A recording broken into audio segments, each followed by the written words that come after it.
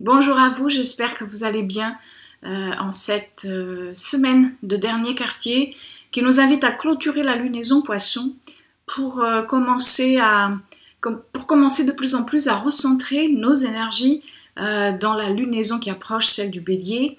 Mais en attendant, cette semaine, la phase de dernier quartier dans l'hémicycle décroissant de la lunaison va avoir lieu dans le signe du Capricorne, mais nous avons aussi Mercure qui sort de sa rétrogradation et en même temps que Vénus entre dans le signe des Poissons. Alors avec Mercure et Vénus en Poissons, nous sommes dans des énergies qui mettent en avant, en mouvement, le sentiment. L'eau des Poissons est hautement symbolique de l'utérus cosmique, d'où tout provient.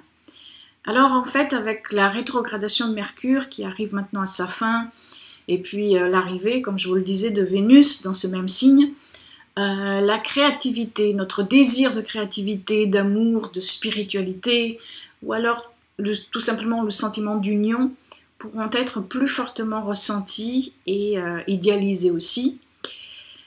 Alors qu'en fait, le dernier quartier de lune de cette semaine en Capricorne appelle plutôt à une réalité ou alors à une restructuration de ce qui arrive ou de ce qui est déjà là.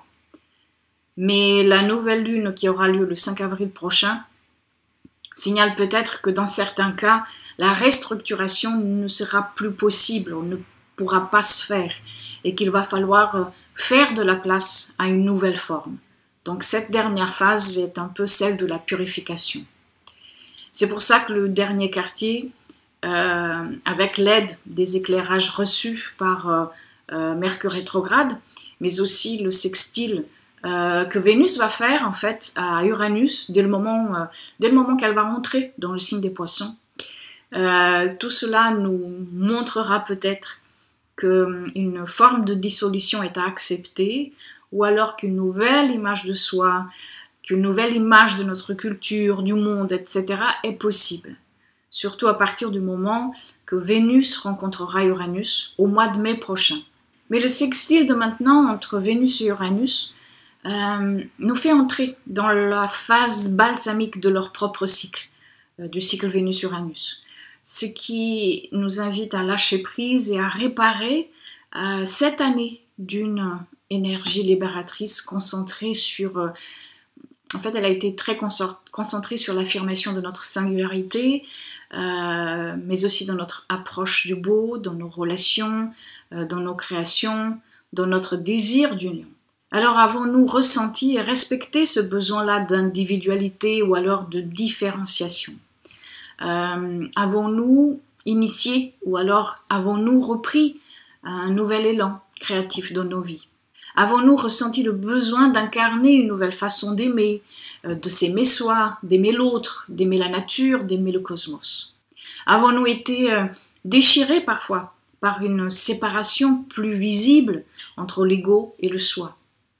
Avons-nous créé, ayant comme socle la spontanéité ou alors la compétitivité, etc.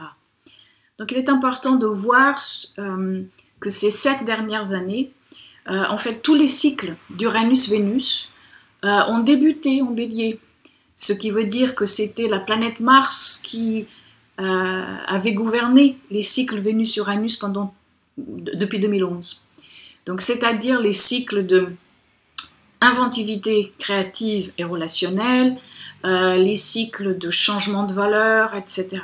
Au mois de mai, le cycle Vénus-Uranus va donc changer de dynamique, puisque en fait pour les 7 années à venir, l'énergie libératrice et de changement qui sera présente au travers de notre créativité, au travers de notre rapport à l'autre et au monde, qui sera aussi présente dans notre désir d'harmonie, dans notre connexion au corps, à la nature, aux ressources, et de manière collective, peut-être aussi que tout cela va mettre en avant le besoin de changement au niveau de notre culture.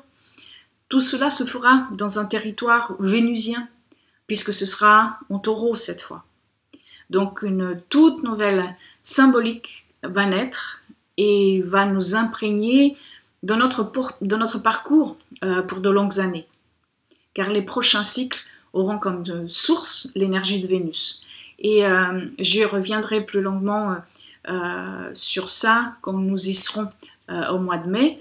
Mais peut-être ce qui est plus important à retenir d'aujourd'hui et d'ici le mois de mai, c'est peut-être de revenir sur ce cycle Vénus-Uranus qui a été là depuis 2011 et qui nous a amenés à vivre différemment la quête vénusienne de nos vies.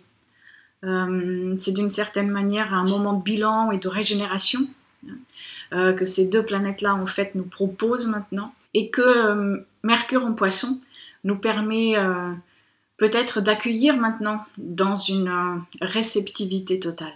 Et si vous avez des planètes personnelles, des points ou angles de votre thème natal au tout début du signe des Poissons ou du Taureau, vous pourrez peut-être ressentir plus fortement ce sextile entre Vénus et Uranus.